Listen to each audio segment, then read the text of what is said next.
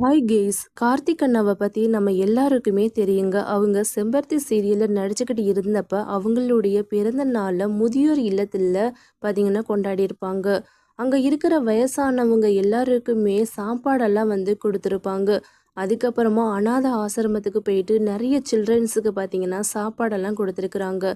அந்த மாதிரி தான் நம்மளுடைய கார்த்திக் ப்ரோ பார்த்தீங்கன்னா அவங்களுடைய பிறந்தநாளை கொண்டாடி இருக்கிறாங்க. அதனால கூட கோடிக்கணக்கான ரசிகர்களுடைய மனசையும் கார்த்திக் ப்ரோ பார்த்தீங்கன்னா கவர்ந்துருக்கிறாங்க.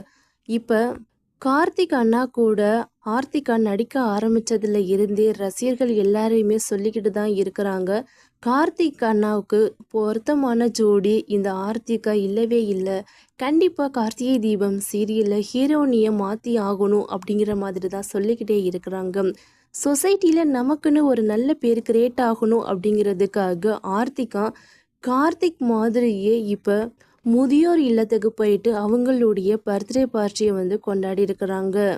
இது என்னதான் அவங்களுக்கு பெருமையாக இருந்தாலும் கார்த்திக் அண்ணாவுடைய ரசிகர்கள் எல்லாரையுமே சொல்கிறாங்க, எங்கள் கார்த்திக் அண்ணாவை பார்த்துட்டு தான் ஆர்த்திகா காப்பி அடிச்சிருக்கிறாங்க.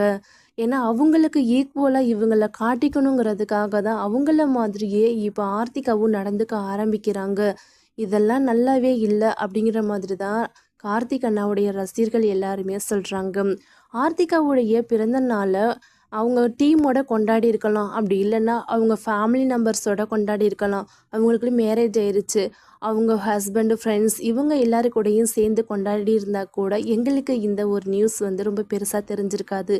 ஆனால் கார்த்திக் அண்ணா மாதிரியே அவங்க செஞ்சது தான் எங்களுக்கு சுத்தமாக பிடிக்கவே இல்லை.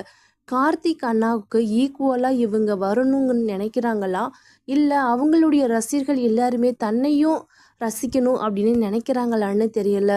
ஆர்த்திகாவுடைய மனசில் என்ன இருக்குதுன்னு தெரியல. ஆனால் கார்த்திக் அண்ணா மாதிரியே ஆர்த்திகா பண்ணுறது எங்களுக்கு சுத்தமாக பிடிக்கவே இல்லை அப்படிங்கிற மாதிரி ரசிகர்கள் எல்லாருமே சொல்லியிருக்காங்க.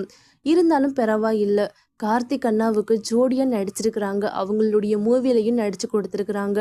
அதனால் போனால் போகுது அப்படின்னு அவங்களுடைய பிறந்த நாளுக்கும் வாழ்த்துக்கள் சொல்லியிருக்கிறாங்க. ஆர்த்திகா செஞ்ச இந்த வேலையை பற்றின உங்களுடைய கருத்து என்ன அப்படிங்கிறத மறக்காமல் கமெண்ட் செக்ஷனில் கமெண்ட் பண்ணுங்கள்.